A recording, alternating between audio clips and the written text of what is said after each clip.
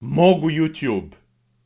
Od svih društvenih mreža, ovo je jedina koju zapravo koristim. Ne samo što aktivno, u najopširnijem mogućem smislu te reči, postavljam sadržaj na nju, nego je YouTube takođe jedina platforma na kojoj pratim druge kreatore i redovno gledam njihov sadržaj. Ali šta je to što YouTube čini boljom od ostalih platformi na kojima imam nalog? Sad ću ti kažem. YouTube je jedina platforma na kojoj zapravo mogu da pronađem sadržaj koji me interesuje. Dok se ostale platforme fokusiraju na skraćivanje i formatiranje sadržaja tako da je pogodan za gledanje na telefonu, YouTube ponosno stoji među svima njima sa opcijom da na njega postaviš duboku analizu dečijeg sitkoma koja traje preko 8 sati i koju sam u celosti odgledao 2 puta. Možda vam to deluje kao mali broj, ali moj izgovor je da sam bio zauzet gledanjem ostalog jednako kvalitetnog višesatnog sadržaja, pa nisam baš imao vremena.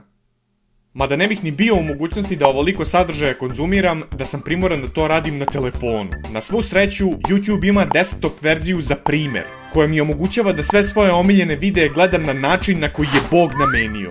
Poprilično sam siguran da je to jedna od Božjih zapovesti. Ne ubi, ne kradi, ne čini preljube, ima i normalnu desktop verziju. Sve lepo piše.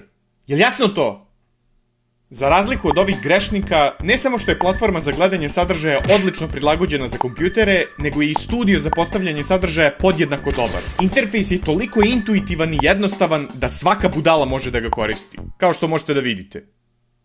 Uz to, nisam ni ograničen u tome šta mogu da postavim. Ako želim da opširno pričam o nekoj temi, napravim regularan video. Ako želim da se malo opustim i ćaskam sa gledaocima, opalim jedan stream. Ako želim da gledaoce na brzinu obavestim u nekom novom dešavanju, roknem post na community tab. I naravno, ako želim da se malo smejem idiotima koji ne kapiraju očigledne šale, onda okačim jedan shorts. I baš zato što je sadržaj toliko raznovrstan za razliku od ostalih platformi, publika je takođe raznovrsna. Znaš kako kažu, s kim si, takav si. Pa pošto me na YouTube-u gledaju razne demografije, to me sprečava da se ukalupim i propadnem kao kreator. Nisam primoran da serviram teorije zavere za Facebook, hiperkinetički editovane mimove za TikTok ili ne daj Bože da izađem iz kuće za Instagram.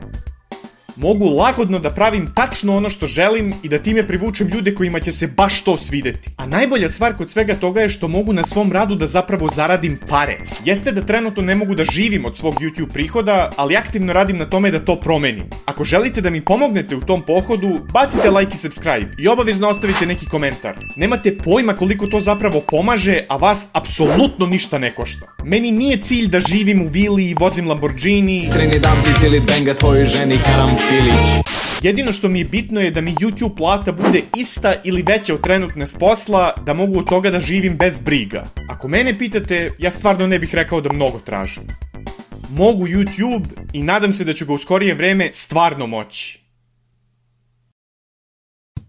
Mada nije na YouTube-u sve tako rajno, bajno i čokoladno. Ima i on svoje mane koje sve nas YouTubere more na dnevnoj bazi. Ali ovo nije baš prikladno mesto da o tome pričamo. Pa smo se Toni Baloni i ja udružili da kod njega na kanalu sve lepo objasnimo u videu koji tamo uskoro izlazi. Ako vas zanima šta imamo da kažemo, kliknite na video na ekranu i ne zaboravite like i subscribe. Za kraj veliko hvala Lovro Riger, Lukašin, Mario Vrećo, Odisej, Tryhard Adej i Vlad Baš. Da biste se našli na listi na ekranu, kliknite join, postanite boj i povećajte svoj mozak.